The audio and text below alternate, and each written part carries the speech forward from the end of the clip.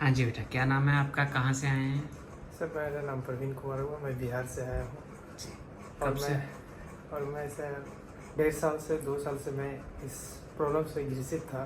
जी। और मैंने बहुत ट्राई किया हम्म, हर जगह, बट मुझे कहीं सही नहीं लगा।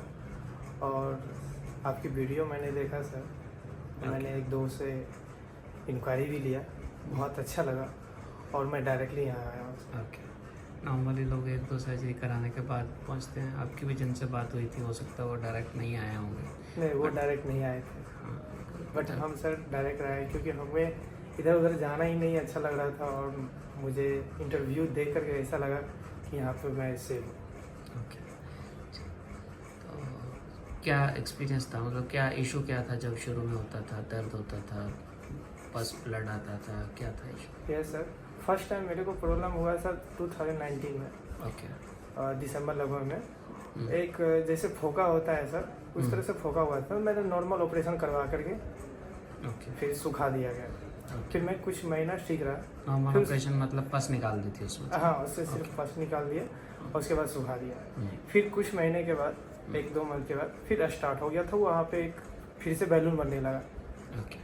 तो मुझे डाउट होने लगा कि आखिर में ये है क्या। हम्म, तो मैंने यूट्यूब में मैंने देखने लगा, इसके बारे में इंक्वायरी लेने लगा, हम्म, आखिर में ये है क्या चाहिए। तो बाद में पता चला कि ये फिस्टुला है।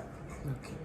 जब फिस्टुला के बारे में हमने यूट्यूब पे बात डाला तो सर फर्स्ट आपका कुछ इंटरव्यू मैंने देखा। फिर उसके बाद में आप फिस्टुला के बारे में कुछ आप डिटेल्स भी किए हैं सर, कि इसका लक्षण क्या होता है, इसका कैसे प्रॉब्लम होता है। तो मैंने उस इंटरव्यू को भी मैंने देखा और मैं फॉलो किया। तो मैं 100% समझ गई कि मेरे को फिस्टुला ही हुआ है और कुछ प्रॉब्लम नहीं है। तो मैंने कहीं इधर उधर सोचकर मैंने देखा भी कुछ दिन, नौ सही हो जाए, लेकिन ऐसा संभव नहीं हुआ।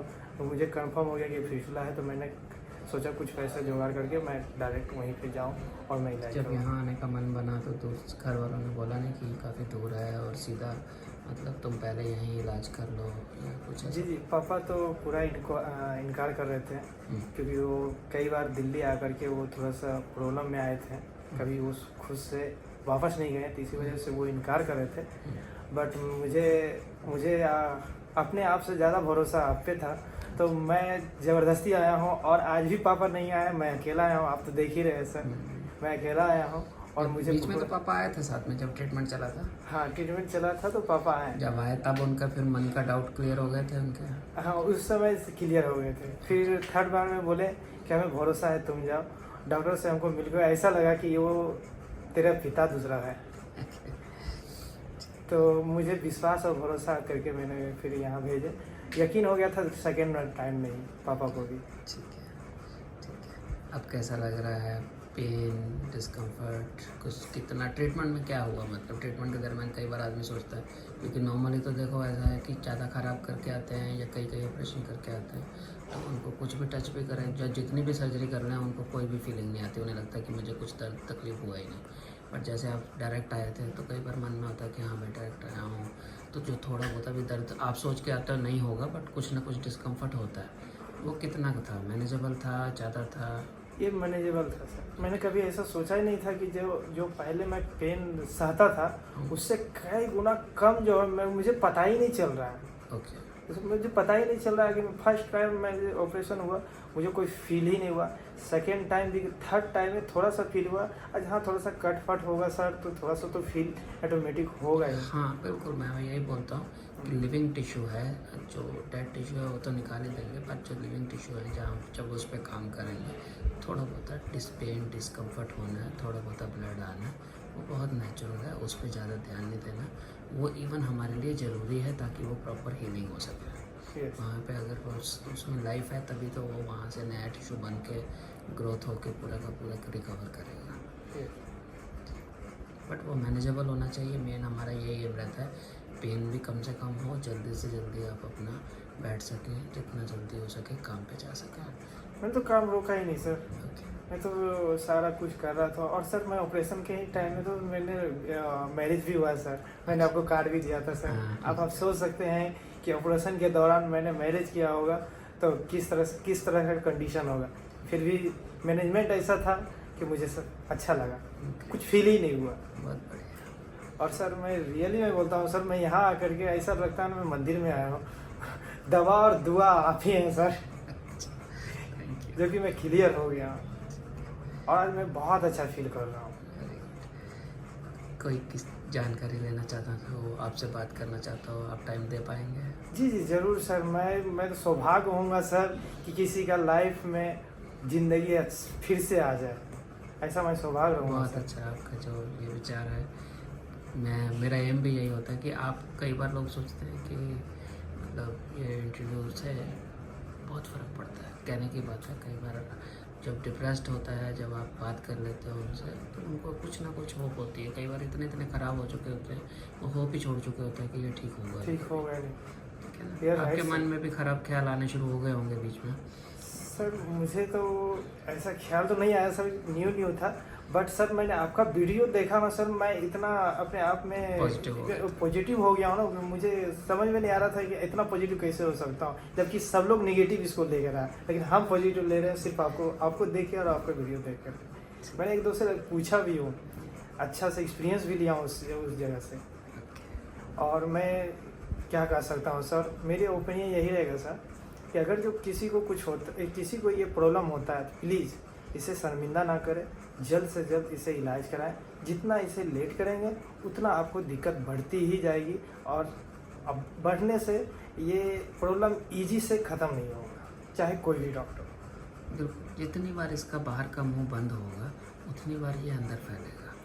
जब तक अंदर की रूट पहले ख़त्म नहीं होती, बाहर हमारे को बंद करके कोई फ़ायदा नहीं है।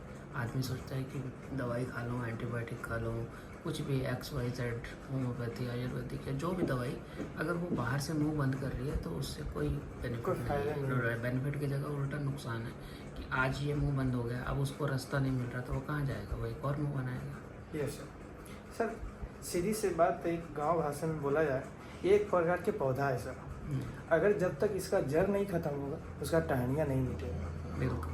लोग टहनियाँ मिटाने की कोशिश करते हैं, लेकिन जड़ नहीं खत्म हुआ, और जड़ नहीं खत्म होने के कारण फिर से टहनियाँ बढ़ने लगती है, जिसके कारण ये प्रॉब्लम हमेशा आते ही रहता है। तो इसलिए मिथ भी है, आसपास भी आपके लोग बोलते होंगे ये तो अब कभी ठीक होगा नहीं, एक बार हो गया, फिस्टुला का कोई इलाज नहीं है। हाँ, मेरी फैमिली में ही बोला सर, मेरे फैमिली में ही बोला कि इलाज नहीं, ऐसा नहीं बोला कि इसका इलाज और जगह है जो कि तुरंत सही हो जाता है और कम पैसे में भी हो जाता है। तो मैंने सर, एक मेरे दादाजी बोलते थे, सस्ता रोवे बारंबार, महंगा रोवे एक बार। तो मैंने यही चीज़ लेकर के मैं पकड़ के चला सर। मैंने थोड़ा सा महंगा पड़ा, लेकिन मैं बहुत कंफर्टेबल हूँ, इतना कंफर्टेबल हूँ सर कि इस ऑपरेशन के दौरान मैंने मैरिज किया, और जो मैरिज का व्यक्ति रहते हैं उसके प्रेशर कितने वर्क के होते हैं सोच सकते हैं सर। आराम से बैठ पाए ड्यूरिंग ट्रीटमेंट, उस टाइम पे भी बड़ा लंबा बैठना होता है, लंबा बैठना होता है सर, फिर भाग दौड़ उतना ही होता है सर। बिल्कुल। तो उसको मैंने मैनेज कर लिया, तो सोच सकते हैं सर, वो भी ऑपरेशन उसी समय हुआ था सर। कितना दिन बाद आप ऑपरेशन किए थे सर? उसके 5 से 10 दिन के बाद मेरी डेट था। मैंने ऐसे भी सर, ऑपरेशन हुआ तो मैंने बैठा ही कहा, जब से शादी 5-10 दिन से पहले से सब लोग तो बिजी हो जाते हैं अपने अपने वर्क में। बिल्कुल। ठीक है, आपका नंबर शेयर करते हैं। जी जी जी श्योर सर। हाँ। मेरा नंबर 9939584209, व्हाट्सअप भी है, सिम भी है। जब भी कभी किसी को हेल्प की ज़रूरत पड़े कृपया करके कॉल करें, और मैं अच्छे से एक्सप्लेन कर सकूँगा, और आप लोग हेजिटेशन ना हो। ग्रेट। एक बार दोबारा नंबर बता देंगे? 9939584209। ठीक है, थैंक यू।